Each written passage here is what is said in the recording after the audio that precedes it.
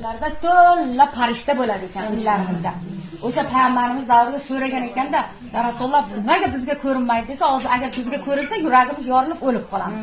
Shuning uchun ma'ruza bo'ladigan joyda, Qur'on o'qiladigan joylarda, salovat aytiladigan joyda ko'p duo qilib olaylik. Duo eng yaxshi narsa duo.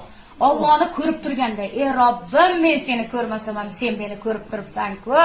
Duolar qabul bo'ladigan soatda duolarimizni qabul qilib, ishonch bilan so'rang. Bo'larmikan desak bo'lmaydi.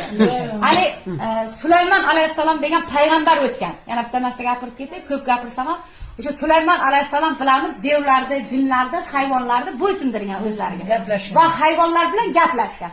Sulaymon alayhisalom shunday bir kun lashkarlari bilan kelayotsa, bir tog'ni bo'yida bir chumoli shunday og'zida toshlarni olib bu yoqqa o'tkazayotgan ekanda.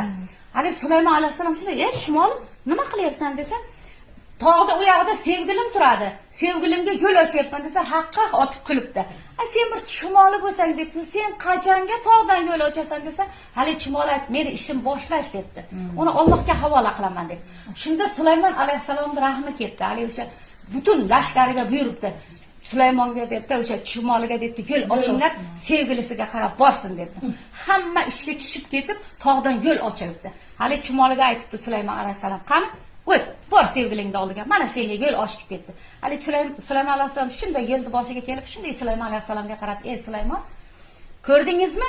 Meni ishim boshlash. Ya'ni Allohga havola qilib, mana siz tugatib berdingiz" dedi. Shuning uchun bir ishni boshlashdan oldin qo'rqmaylik. Allohim o'zingga havola qil. Tavakkaltu Alloh. O'zingga tavakkal qil desak, hamma ishimiz besh bo'ladi. Bo'larmikan, qilsammikan degan gapni qo'shmaylik. Ikkilanish kerak emas. Mana yoki bo'lmasa qo'limizdan bir narsa ketib qoladi. Biror uzunimizni yo'qotamiz yoki bir idishimiz sinib qoladi. Unga ham achinmaylik. U boshimizga kelayotgan balo bo'ladi. Endi bir rivoyat bor, bu ham bir hikoyada.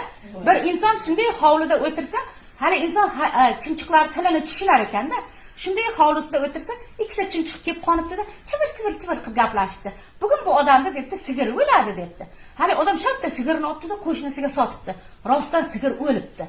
Yana bir ikki kundan keyin, ya'ni odam yana hovlida o'tirsa, yana ikkita chimchiq kelib chivir qilib gaplashdi. "Bugun bu odamda qo'yi o'ladi" debdi. Shartta qo'yni yapti, qo'shnisiga sotdi. Rostdan qo'y o'libdi.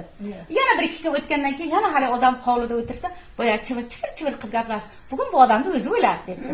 Endi o'zini sota olmaydi, yoqqa o'tibdi, bu yoqqa otibdi o'zini. Hali odam vafot etibdi. U dunyoga borgandan keyin Allohga aytdi, "Ey Robbim, yosh edim, bolalarim kichkina edi. Nimaga meni jonimdan olding" desa, "Birinchi sigiringga jo'natdim, sotding. Qo'yingga jo'natdim, sotding. Oxir o'zingni joningda oldim" dedi. Shuning uchun qo'limizdan ketgan narsaga hech qachon achinmaylik. U boshimizga kelayotgan baloni haydaylik. Alloh taolo ehsonlaringizni o'z dargohidan qabul qilsin.